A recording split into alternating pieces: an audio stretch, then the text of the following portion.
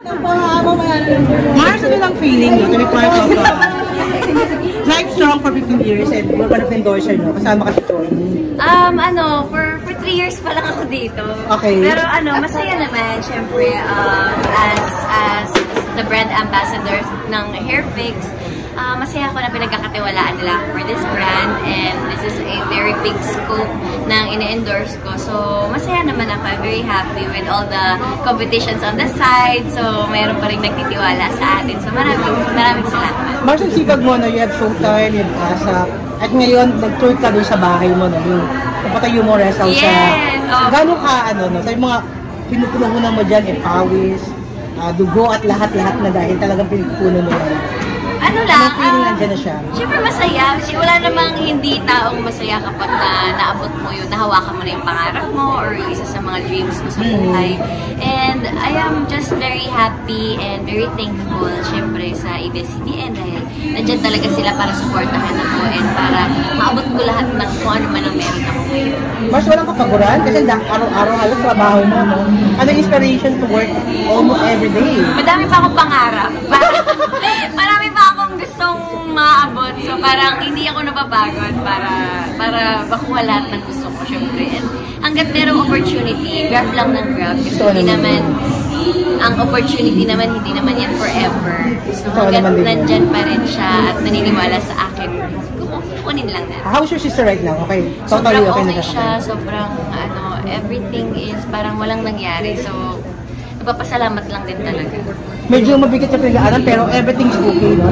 Yeah, prayers lang talaga. And tiwala lang sa Diyos talaga. Lahat naman ng nangyayari na to, basta hindi ka lang susuko sa faith. Sabi mo nga second life niya, and this Christmas will be very special for you. Kasi, di ba? Hindi lang ito yung Christmas. Itong lifetime na to, nung simula nung dumilat yung mata niya, sobrang na talaga, sobrang gift na talaga yun sa amin. Mars, marami lang nag-aabot ito. Sige, tanong ako. Go. Kim, as you said earlier, fresh from Milan. How was that trip? Grabe ang mga tao sa Milan. Sobrang loud, maingay, masaya lahat. And one of the best crowds ng ASAP. Actually, lahat naman. Pero after pa si pandemic, parang ito na, nag-Las Vegas kami and then Las Vegas and then itong ASAP Milan. So, sobra kaming nasayahan and ang daming Pinoy talaga sa buong mundo na nakasuporta sa ASAP at sa kapamilya. Next big event naman is the ABS-CBN. Yes. So, what exactly do you feel it's come back? Ngayon, bumalik na ulit tayo sa... Oo nga, parang after ilang years ba? 2 years, 3 years, or 4 years na walang ball. So, parang nakakapanibago and nakaka-excite syempre kasi ang dami na, it's a different set of artists na and then it's a different vibe na. So, parang looking forward sa kung ano yung mangyayari in this ABS-CBN po. Kamusta yung preparations?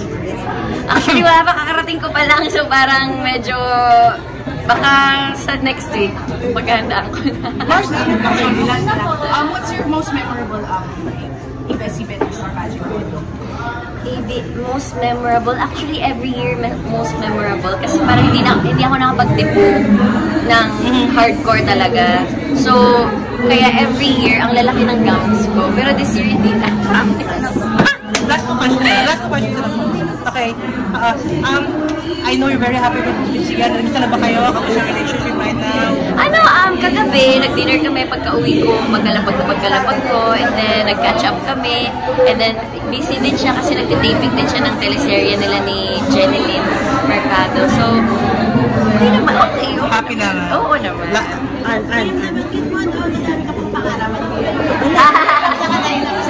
Basta, pag nakabot ko na, ipabalita ko na lang sa YouTube channel ko.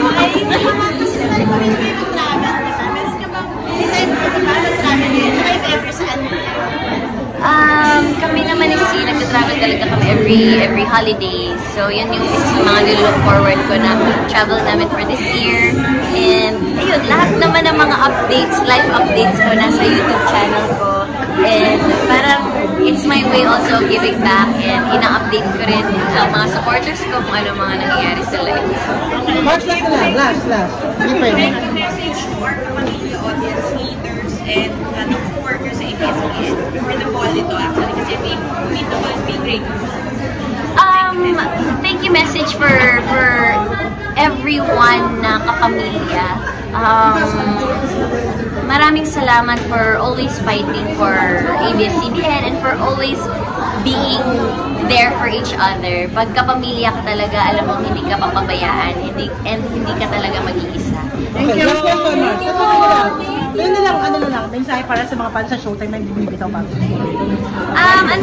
Maraming salamat to all the madlang people dahil sa kanila kaya kami patuloy na nagbibigay ng saya, and then masaya kami dahil pinaglalaban nila kami and sinusuportahan and minamahal nila kami. So we're very grateful sa lahat-lahat na madlang people. At kapit kamay lang kayong lahat doon. Oo naman. Thank you.